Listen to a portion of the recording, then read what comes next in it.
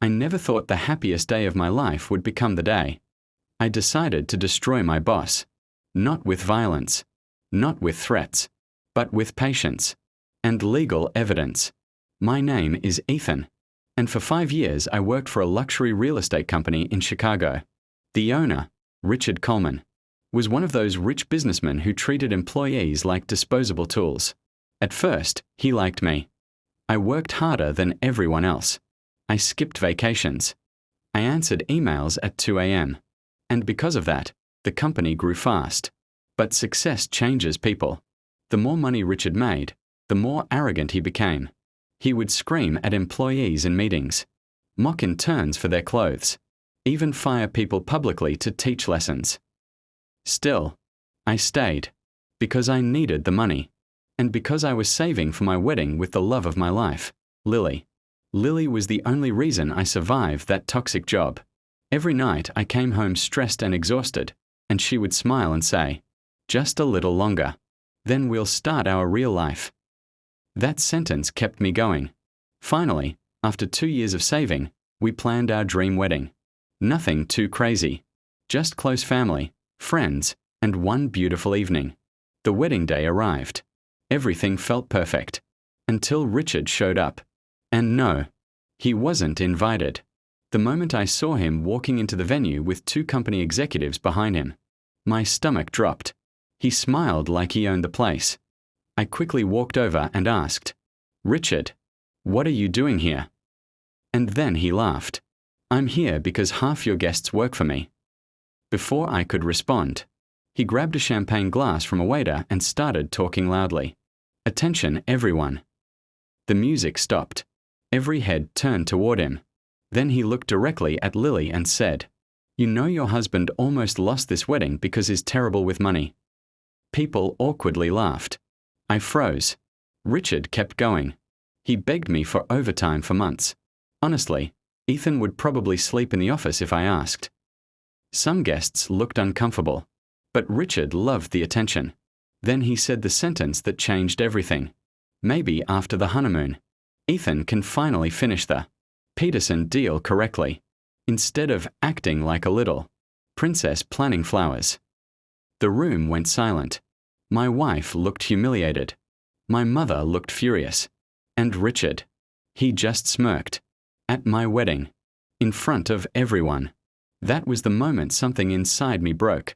But I didn't yell. I didn't punch him. Instead, I smiled.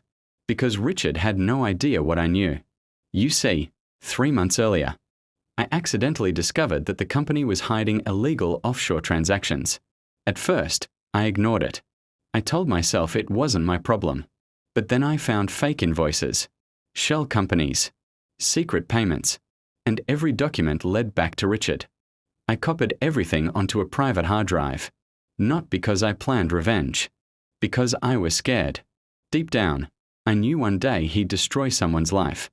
I just never expected that someone to be me.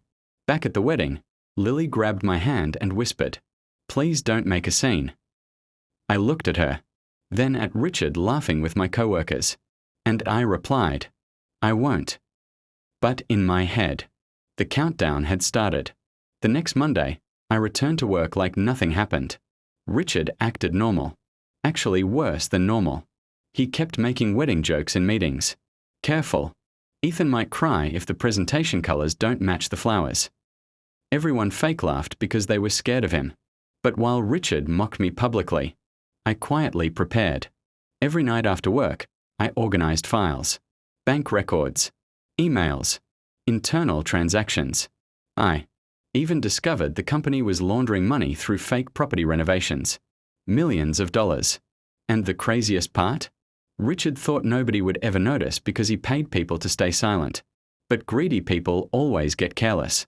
One evening, I received an email by mistake. It contained financial reports meant only for executives. That email confirmed everything. I finally had enough evidence. So I contacted a lawyer, then federal investigators. And then, I waited. 2 weeks later, Richard announced a massive company celebration party at the office rooftop. Champagne towers, live music, influencers, investors. Everyone important would be there. Richard loved public attention, which made what happened next even more satisfying. That night, Richard stood on stage giving one of his fake motivational speeches. "You see, success comes from leadership," he said proudly. Then, suddenly, the elevator doors opened, and 6 federal agents walked in. The music stopped instantly. Nobody moved. One agent walked directly toward Richard and asked, "Richard Coleman?" For the first time in my life, I saw fear in his eyes. He tried laughing. There must be some misunderstanding. But the agents already had documents in their hands. One of them began listing charges: fraud, money laundering, tax evasion. The entire rooftop went silent.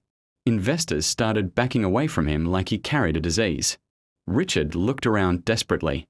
Then his eyes landed on me. And in that exact second, he knew.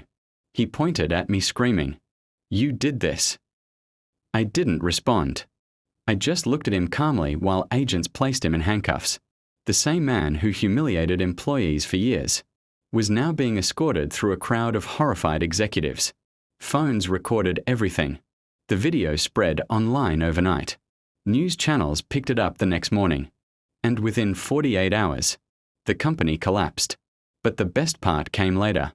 A former executive contacted me privately and said, "You saved a lot of innocent people." Turns out Richard had been stealing bonuses from employees for years. People lost savings because of him.